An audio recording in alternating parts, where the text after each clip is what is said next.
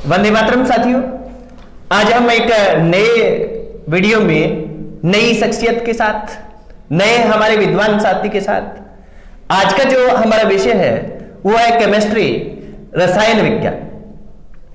Chemistry में आज जो हम आपसे रूबरू करवाने जा रहे हैं वो करवाने जा रहे हैं आदरणीय राजेश जी लखेरा से। राजेश जी लखेरा का मैं थोड़ा सा परिचय दे दूं कि प्रारंभ में वर्ष 2011 में वरिष्ठ अध्यापक विज्ञान बने और ये वरिष्ठ अध्यापक विज्ञान है, इसमें इनकी ऑल राजस्थान 3rd रैंक रही। इसके बाद वर्ष 2012 में ये केमिस्ट्री के स्कूल लेक्चर बने और 2018 में ये केमिस्ट्री के असिस्टेंट प्रोफेसर बने। वर्तमान में ये राजकीय महाविद्यालय तारानगर में असिस्टेंट प्रोफेसर केमिस्ट्री के पद पर कार्यरत है। राजेश जी, आपका हमारे YouTube चैनल पर हार्दिक स्वागत है। धन्यवाद सर। सर, हमारे जो भी विद्यार्थी रहते हैं साइंस स्ट्रीम के रहते हैं, केमिस्ट्री की काफी डिमांड चल रही थी टाइम से, तो आपने सबसे पहले हमारे विद्यार्थियों को इस बारे में थोड़ा सा अवगत करवाएं कि एक केमिस्ट्री विषय है, सब्जेक्ट जो है, उसको एक केमिस्ट्री का विद्यार्थी कहां से पढ़ना स्टार्ट करे। आपने मेनली क्या असिस्टेंट प्रोफेसर को फोकस करके बात कर रहे हैं, तो असिस्टेंट प्रोफेसर का, क्योंकि वो पीजी कर चुका होता है, नेट जेआरएफ भी कुछ कर चुके होते हैं, कुछ पीजी में होते हैं, तो कहां से स्टार्ट करनी चाहिए उसको? श्रीमान जी, केमिस्ट्री पढ़ने के लिए सबसे पहले मेरा मानना है कि बेसिक से पढ़ना शुरू करें। हाँ जी। बेसिक में सबसे पहले जूनियर व सीनियर की बुक्स को पढ़ें। जूनियर सीनियर्स की बुक जैसा मैंने तैयारी की थी, हाँ, आपके उसके आधार पर मैं बता रहा हूँ। मैंने सबसे पहले जूनियर व सीनियर की बुक्स पढ़ी। वैसे मैं जूनियर सीनियर को वैसे कोचिंग वगैरह कराता था, फिर भी मैंने जूनियर सीनियर्स की बुक पढ़ी अच्छे तरीके से। उसके बाद के अंदर एलन कोचिंग सेंटर के नोट्स पढ़े। ठीक है सर। तो एलन कोचिंग सेंटर के नोट्स पढ़ने के बाद में फिर मैंने बीएससी की जो बुक पढ़ी। बीएससी की बुक में अपने राजस्थान के अंदर 2 प्रकार की बुकें चलती है। एक चलती है डॉक्टर पी बागचंदानी की और एक सीबीएच की जो कॉलेज बुक हाउस की। तो दोनों ही बुक बहुत अच्छी लगी। सीबीएच की ज़्यादा अच्छी है, लेकिन मैंने डॉक्टर पी बागचंदानी की ही पढ़ी, क्योंकि वो मैं लंबे समय से डॉक्टर पी बागचंदानी की बुक ही पढ़ता आ रहा हूँ। इसके साथ साथ केमिस्ट्री के लिए अपने राजस्थान में जयपुर में सरस्वती धाम नाम का कोचिंग सेंटर है। तो सरस्वती धाम नाम के कोचिंग सेंटर के नोट्स मेरे पास, विशेषकर केमिस्ट्री का ये सर वो? हाँ, वो स्पेशल केमिस्ट्री का है। नेट की, केवल नेट की तैयारी करवाते हैं वो, अन्य कोई तैयारी नहीं करवाते हैं। वहाँ के नोट्स मैं लाया था और उनका अध्ययन किया। तो उनके अध्ययन के आधार पर ही मेरा ये असिस्टेंट प्रोफेसर में चयन हो गया।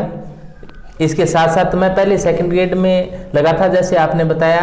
हाँ, उसमें भी ये मटेरियल पढ़ा था, कोई ज्यादा नया मिला के। जैसे सर असिस्टेंट प्रोफेसर के 2 पेपर होते हैं, पेपर फर्स्ट और पेपर सेकंड। इसके सिलेबस के अकॉर्डिंग कोई और विशेष बुक्स पढ़ी हो आपने?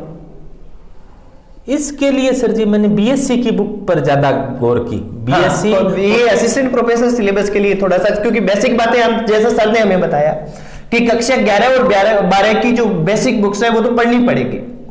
इसके साथ में ही सर ने जो सीबीएच और बागचंदानी जी की बुक्स बताई हैं, उनमें से कोई एक आप पढ़ सकते हैं।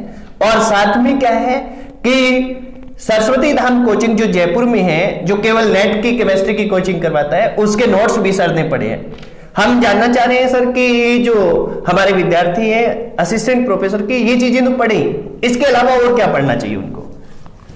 ये बता दिया सर जी मैंने कि एलन के नोट्स से पढ़े, या फिर पीएमटी की जो गाइड आती है वो पढ़ ले। ठीक है सर। एलन का जैसे सर जो नोट्स हैं, ये जैसे प्रैक्टिस सेट होते हैं ऑब्जेक्टिव, वो ही करने चाहिए या कोई डिटेल में नोट्स आते हैं, क्या रहता नहीं, है? सब्जेक्टिव नोट्स आते हैं। सब्जेक्टिव पढ़ने चाहिए, प्रैक्टिस सेट भी करने चाहिए, क्या रहता है? सब्जेक्टिव पढ़ लें। प्रैक्टिस सेट में तो टाइम ज्यादा लग जाता है, विद्यार्थियों का टाइम ज्यादा हो जाता है, तो सब्जेक्टिव पढ़ना चाहिए। एलन के सब्जेक्टिव नोट्स भी पढ़े जा सकते हैं। ये डीटीएच डिस्टेंस लर्निंग प्रोग्राम के अलग से आते हैं नोट्स, प्रिंटेड नोट्स आते हैं एलन के। अच्छा। तो उसके अंदर काफी अच्छा मटेरियल दिया हुआ आता है, वो बीएससी लेवल तक का आ जाता है उसमें मटेरियल। ठीक तो है, वो बहुत ही फायदेमंद बहुत ही होता है। उपयोगी रहेंगे। हाँ, और वो उसमें एक खास बात एक मेरे को लगी कि उसमें गलतियां नहीं है। गलतियां अपने जैसे +1 +2 की यानी कि 11वीं 12वीं की बुक पढ़ें उसमें खूब गलतियां मिल जाती है, लेकिन एलन के नोट्स में मेरे को गलतियां नहीं लगी। ये मैं मेरा प्रैक्टिकल अनुभव बता रहा हूँ। हाँ, सर का मन है कि एलन के नोट्स पढ़ें तो बहुत ही कारगर सिद्ध होंगे, परंतु थोड़ा सा अपने को ध्यान रखना है कि जो डिस्टेंस लर्निंग के लिए जो हमारे नोट्स हैं वो पढ़ें, क्योंकि वो पूरा विस्तार से दिया होता है और उसको अगर अच्छे से पढ़ें तो बहुत ही ज्यादा हमारे लिए बेनिफिशियल ये रहते हैं। तो सर इसके अलावा केमिस्ट्री के विद्यार्थियों के लिए कुछ और सुझाव आप देना चाहें तो? केमिस्ट्री के विद्यार्थियों के लिए मैं यही सुझाव देना चाहता हूँ कि खूब मेहनत करें, +1 +2 यानी 11वीं 12वीं BSc और टॉपिक देखकर MSc की बुक्स पढ़ें, और हो सके तो कोचिंग लेना भी बहुत अच्छा होता है। सरस्वती धाम में मैं कोचिंग कर आया था, वहाँ पर नया अब चल रहा है, तो वहाँ पर भी कोचिंग ऑनलाइन ले सकते हैं। ऐसा नहीं कि मैं वहाँ का स्टूडेंट होने के कारण ही मैं बता रहा हूँ। हाँ, अगर जो अच्छी चीज है इसलिए आप उसके बारे में बता रहे हैं, कोई तो किसी भी संस्थान का पूर्वाग्रह से ग्रसित नहीं है, क्योंकि प्रैक्टिकल इन्होंने अनुभव किया है और प्रैक्टिकल अनुभव शेयर करना और विद्यार्थियों तक हमारी कि प्रत्येक सब्जेक्ट की उपयोगी सामग्री कौन सी रहती है, वो कैसे अध्ययन करें, ये पहुंचाना ही हमारा मुख्य उद्देश्य इन वीडियो बनाने का रहता है। और सर कुछ और केमिस्ट्री के विद्यार्थियों को कोई आप संदेश देना चाहें? जीके के लिए मैंने पढ़ा था, इसमें लक्ष्य की बुक और साथ के साथ राजस्थान की क्रोनोलॉजी पढ़ी थी। तो राजस्थान की क्रोनोलॉजी और राजस्थान की जो लक्ष्य की बुक 2 पार्टों में आती है वो जरूर ले आए, और वो बहुत ही उपयोगी साबित हुई। उसमें से पेपर है वो राजस्थान के जीके का, उसमें से आ गया था। और ज़्यादा बुकों के चक्कर में न रहें। ऐसा नहीं कि अपने एक एक टॉपिक की अपने 10-10 बुक ले आए। एक टॉपिक की जो बुक है उसको बार बार पढ़ें।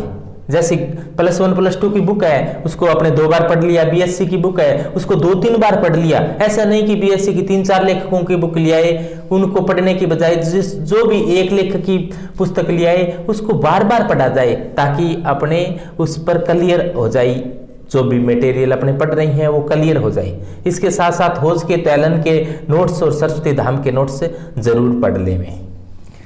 सर ने जैसा हमें बहुत ही संक्षेप में और सार रूप में मटेरियल बता दिया है, साथ में अपनी जो महत्वपूर्ण बात जो सर की निकल के आई है वो ये आई कि आप कम पढ़ें, परंतु जितना पढ़ते हैं उसे बार बार पढ़ें। अनावश्यक, क्योंकि मार्केट में बहुत ज्यादा मैटर उपलब्ध है, तो अनावश्यक मैटर या बहुत ज्यादा इकट्ठा करने का प्रयास न करें, सिलेक्टिव करें। और हमारा उद्देश्य भी ये वीडियो श्रृंखला का यही रहता है कि हम बच्चा कम से कम जो अभ्यर्थी तैयारी कर रहे हैं असिस्टेंट प्रोफेसर की, वो सिलेक्टिव मैटर का चयन कर सके। और सिलेक्टिव मैटर के लिए ही हम हमारे अनुभवी साथियों से सब्जेक्ट वाइज आपको लगातार मिला रहे हैं और ये श्रृंखला जारी है। सर आपने हमें समय दिया, इसके लिए आपका हार्दिक आभार। और कोई संदेश आप अंतिम संदेश देना चाहें अभ्यर्थियों को जो तैयारी कर रहे हैं, अपनी तरफ से शुभकामनाएं वगैरह तो दे सकते हैं सर आप। धन्यवाद सर। और मैं ये कहूँगा कि पूरी मेहनत करें, जितना भी बहुत कम समय मिलता है, कॉलेज लेक्चरर बनने के मौके हैं वो ज़िंदगी में 1 या 2 मिलते हैं, तो आप पूरी मेहनत करें। सब कुछ एक बार सभी सुविधाओं को छोड़कर जितना ज़्यादा से ज़्यादा समय निकाल सको आप, वो समय पुस्तकों के साथ बिताओ। और ऐसा करोगे, पूरी मेहनत करोगे तो मेहनत की हुई कभी विफल नहीं जाती। परमात्मा पर पूरा विश्वास रखें, परमात्मा है वो सबकी सुनाई करता है। आप मेहनत करोगे तो मेहनत के बदले में आपको ज़रूरी असिस्टेंट प्रोफेसर बन जाओगे आप लोग। ऐसी मालिक आप पर कृपया करेंगे। तो धन्यवाद। धन्यवाद सर, आपने हमें वक्त दिया। थैंक्स जी, थैंक्स।